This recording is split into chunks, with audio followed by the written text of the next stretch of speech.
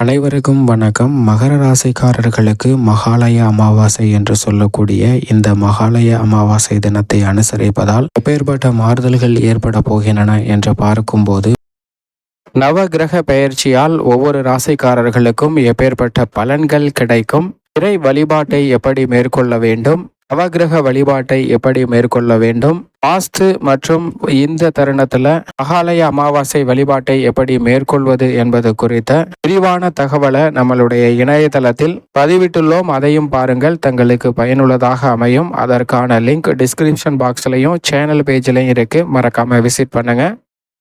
அமாவாசை தினத்தை அனுசரிப்பதால் எப்பேற்பட்ட மாறுதல்கள் ஏற்பட போகின்றன என்று பார்க்கும்போது, மிகவும் வலுவாக 9ஆம் இடமாகிய பாக்கியஸ்தானத்தில் சூரியன் மற்றும் சந்திரன் இணையும் போது இந்த மகாலய அமாவாசை தினமானது அனுசரிக்கப்படுகிறது. அன்றைய தினத்தில் இத்தனை வருடம் இல்லாத அளவிற்கு மிக சிறப்பான ஒரு அமைப்பு என்னவென்று பார்க்கால், நிச்சயமாக பாக்கியஸ்தானமாகிய 9ஆம் இடத்தில் 4 கிரகநிலைகள் இணையும் போது இந்த மகாலய அமாவாசையானது மிகவும் விமர்சையாக வருகிறது. எனவே இந்த வேளையில் சூரியன், சந்திரன் மற்றும் மோட்சக்காரகரான கேது மற்றும் புதன் ஆட்சி பலமும் உச்சமும் பெற்று சஞ்சரிப்பதால் பாக்கியஸ்தானம் வலுப்பெறுகிறது. எனவே இல்லத்தில் இருக்கக்கூடிய பல சிரமங்கள் விலகும். இந்த தருணத்தில் இந்த வழிபாட்டை மேற்கொள்வதன் மூலம் பல்வேறு வகையான நன்மை நிறைந்த வாய்ப்புகள் மகர ராசிக்காரர்களை நிறைவாக பெறுவதற்கான யோகம் நிச்சயமாக கிடைக்கிறது.